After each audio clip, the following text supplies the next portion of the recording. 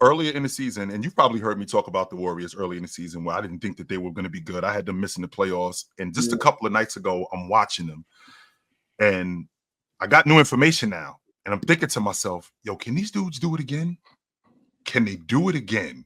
Because it looked like they can. It really does. It looks like they can do it again. Am I crazy? Nah, they definitely got a shot. I think when Draymond said what he said, I don't know if that was over All-Star break. I think everybody was like, bro, you tripping. You know, Draymond being Draymond. But I think it clicked for me. I know they went on a little run. I know their lineup is probably 15-0 right now. But when I watched them beat the Lakers the other night in L.A., that's when I told myself I think they got a real shot. And Steph is in a mode where he's turning back the clock a little bit. So they got a shot. I know the West it's a gauntlet. I know 5 teams. If the Lakers lose tonight, 5 teams have 32 losses. So I mean, we don't know what the seasons will be, but I love the Warriors in the West. I don't know if they can beat OKC. That's my favorite right now, but the Warriors, Lakers, and OKC are my 3 in the West. With the way that the Western Conference is constructed right now, the Warriors seem to go about business like business as usual. What is that business as usual? What's the approach every day going into practice, going into games with these Golden State Warriors? Yeah, even before I got there in 2017, being a fan of the NBA, watching them in 15, 16, 17, used to hear about the switch that they had. And they have a real switch. And I think, you know, Draymond's comments kind of flipped that switch for them. And then obviously Jimmy getting there and realizing that they got a real shot. I think the last couple of years since that championship, they kind of been, you know, injuries and trying to figure out the Clay situation. But I think now that Steph has a true number 2, he has another scoring threat, you know, a guy who can go get one at the end of the game. And obviously with Draymond and Kuminga coming along now and Pods obviously coming along, I think that, you know, they realize that they have a real shot. So for me, just seeing that switch kind of click in the second half of the season has been really fun to watch. Yeah, it's crazy out west. It really is the wild, wild west. And it's like, you mentioned the Lakers, you mentioned the Thunder, and you mentioned the Warriors. Yeah. Like if I was to say, look, I'm coming back from the future, and I was to tell you guys any of these 3 teams came out the West, I don't think nobody would be surprised. Would anybody be surprised? I'm with you. If you said that from here, no. But at the beginning of this, yeah, definitely. Yeah. Definitely. Well, that's because the Lakers had Anthony Davis at the beginning of the season, and the Warriors had Andrew Wiggins. So right. A lot has changed. That Jimmy Butler changes everything now. Jimmy Butler changes everything. So I could see him coming out the West for sure. Especially with what's happening in Denver. Yeah, that's tough. I still believe in Minnesota too, though. I think they're I do too.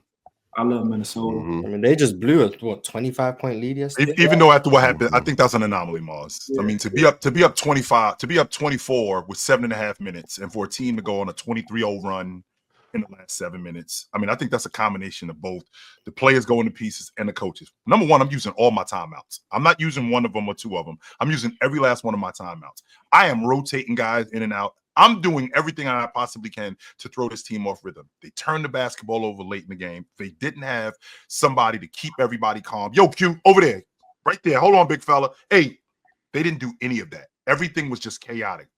Milwaukee sped them up. Milwaukee made them turn the basketball over. Milwaukee made them play their style of play, and it didn't help. The guys like A.J. Green is knocking down the long ball, and I think Kevin Porter had like 5 or 6 steals or something like that. Giannis made a 3. That's when you know it's bad. Giannis makes a 3. Yeah, you know what it is at that point. But with all of that being said, I think that's an anomaly. I mean, Minnesota's been playing really good. That's one of the tougher teams that they've had on the schedule. The schedule has been pretty soft. I think they got New Orleans coming up next. They should beat them. They should beat them. And this seeding, again, from 3 to 8 is only separated by 1 game. That's it.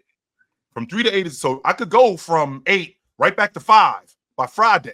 That could happen. So it's not like this thing is just over. I could go right back. I can go right back to hosting the playoff series and right back in the play-in tournament. So this thing could get real tricky. Shout out to This is Houston what we're securing the looking at. 2 seed, by the way.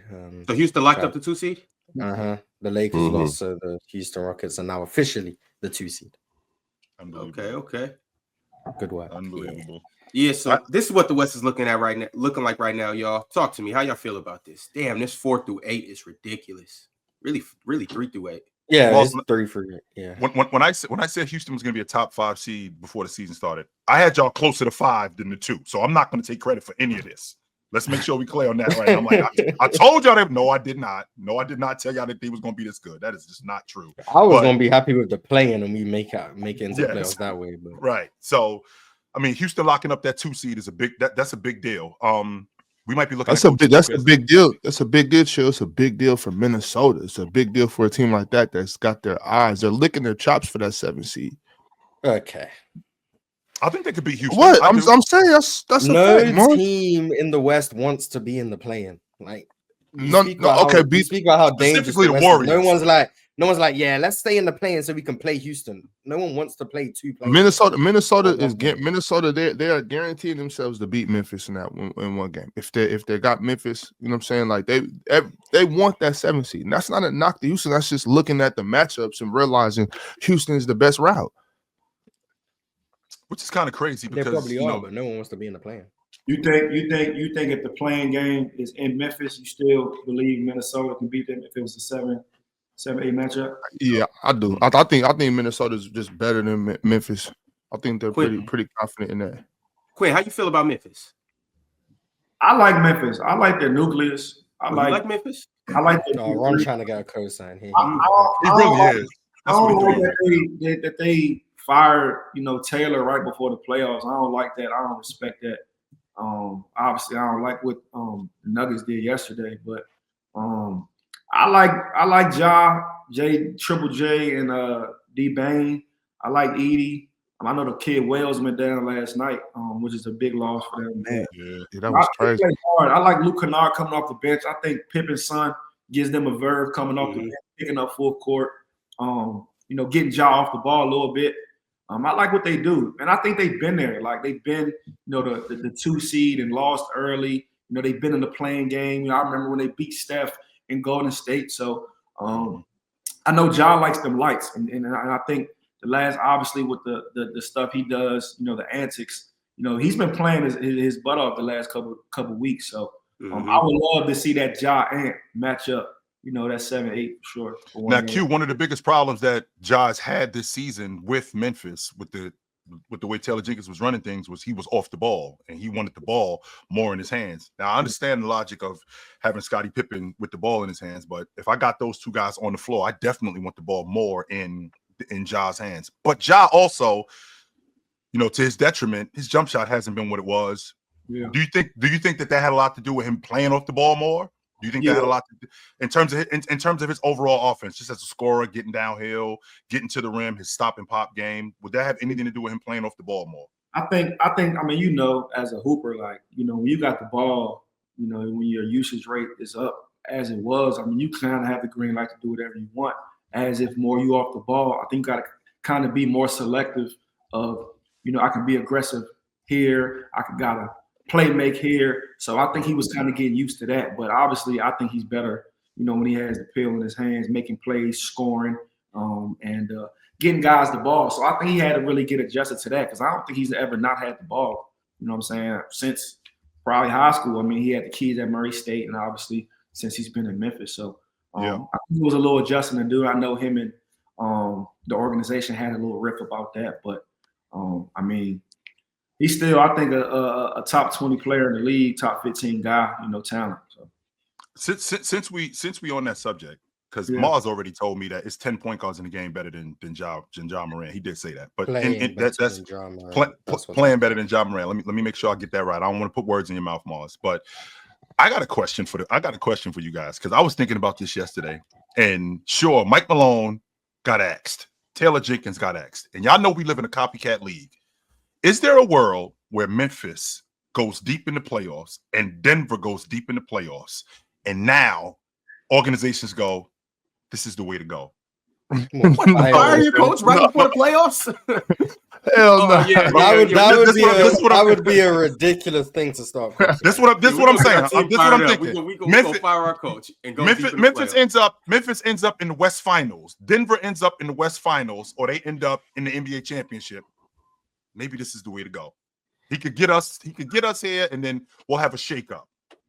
And we live in a copycat league, guys. Y'all know that for a fact. I hope they don't start copying that. I'll say that. If that's where it goes, then at this point, you might as well just. I'd rather coach the Wizards. Like, what's the point of me coaching a team? We're a playoff team, and then I'm gonna get fired a week before the playoffs because hey, it works for the Nuggets. I might as well just go coach the Blazers or something. Like, have no risk of losing my job because we're not trying to win. I go coach a championship level team and I'm just gonna get fired. Like, that's ridiculous, in my opinion. That's ridiculous. And by the way, Mars, this is twice within 2 weeks that this has happened. Mm-hmm. The regular season ends on Sunday. Like, this is unprecedented. Coaches have gotten fired throughout the course of the season, but this close to the regular season ending, that's never happened. With that being said, I'm thinking about how we live in such a right now mentality, and if this Memphis team.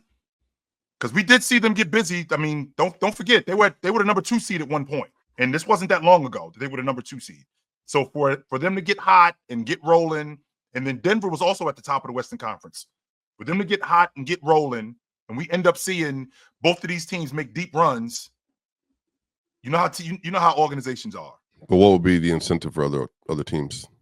The incentive for them is to go deep into the playoffs, like both Memphis and Denver did. But that's implying that the reason Memphis or Denver go far is because they fired their coach. That's exactly why. Yep. But that's not necessarily gonna be the reason.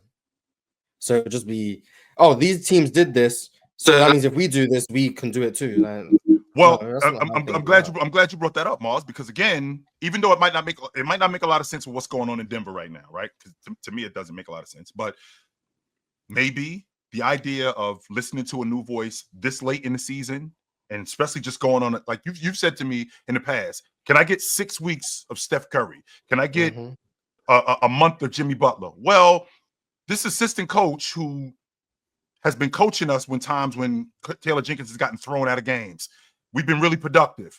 Can I get a month and a half of good coaching from him where we can go deep into the playoffs? And the next thing we know, we're in the Western Conference Championship. Maybe we can pull the trigger now. This sounds like a very slippery slope. It is 100%. It is. But maybe if that's where we end up going, then goddamn, I wouldn't want to be a coach. I'll say that. I wouldn't want to be a coach. It's the player choice way. Yeah, them boys don't get it started. The player choice way. You're the player choice way. Come and switch lanes into the player choice way.